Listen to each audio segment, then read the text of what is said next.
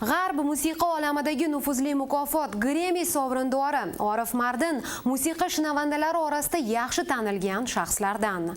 Aslida turkiyalik bu san'atkor Amerikadek raqobat kuchli bir jamiyatda o'z yo'lini topib, nafaqat shuhrat qozongan, balki o'nlab xonanda va hofizlarga ustozlik ham qilgan.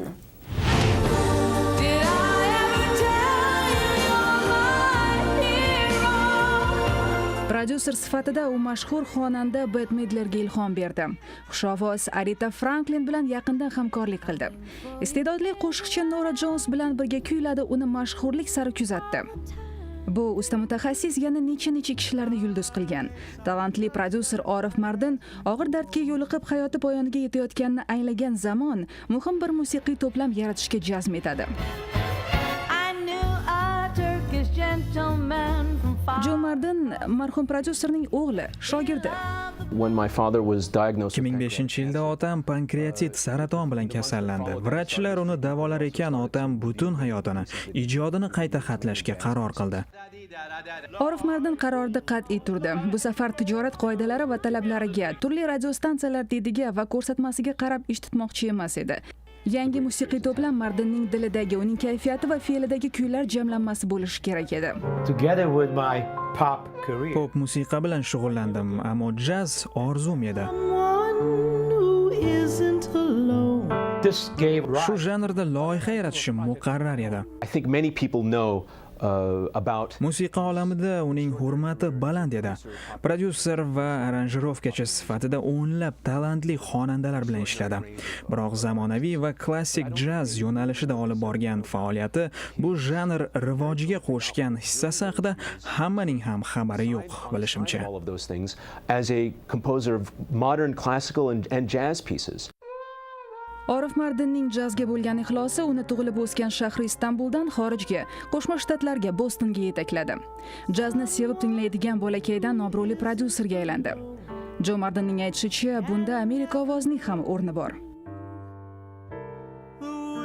In 1956-yilda jaz ustasi Dizzy Gillespie hukumat madadi bilan tashkil qilingan ijodiy tur doirasida Yaqin Sharq, Turkiya va Gretsiyaga safar qiladi. Quincy Jones u paytlar orkestrning musiqiy direktori bo'lib ishlagan. O'shanda mening otam Dizzy Gillespie va Quincy Jones bilan uchrashib qolgan. Safar tugagach, Quincy Jones AQShdagi Berkeley musiqa kolleji uchun iqtidorli talabalarni qidirishga tushadi. U paytlar Amerika ovozida Tohir ismli xodim ishlar edi. Mana shu odam oraga tushib, Amerika ovozi mening otamga 3 dona musiqiy asar yozishni so'rab murojaat qiladi. Bu kuyni keyinchalik Jones va uning ansambli ijro etgan Amerika ovozi uchun. To'plam dovrug'i shu tariqa Berkeley musiqa kollejiga yetib boradi va mening otam bu dargoh stipendiyasiga sazovor bo'ladi.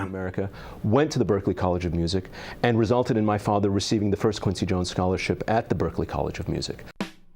Musiqa dargohini bitirgach, oradan yillar o'tib, Orif Mardin 7 Grammy mukofoti sovrindoriga aylandi.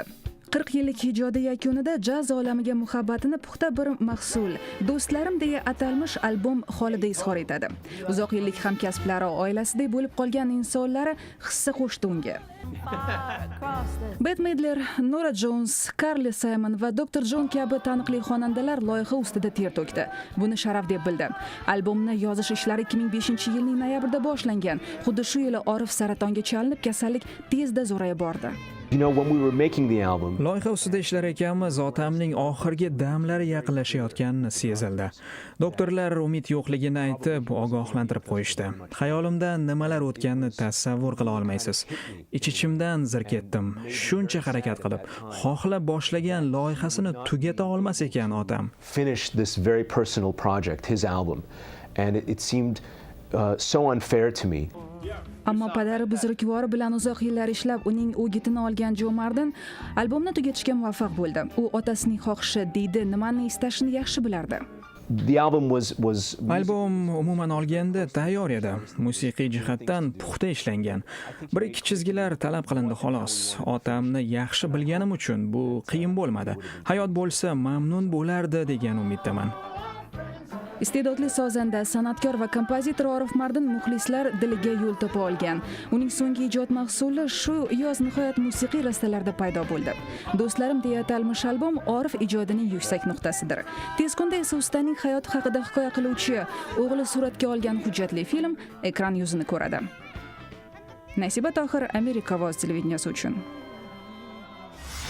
Siz bilan hozircha xayrlashamiz, ammo internetda va kundalik radio dasturlarimiz orqali doimiy aloqadamiz. Tinchlik, xotirjamlik va sihat salomatlik tilaymiz. Sizni har doimgidek Amerikadagi hayot manzaralari bilan qoldiramiz. Washingtondan men Navbahor Imamova. Omon bo'ling.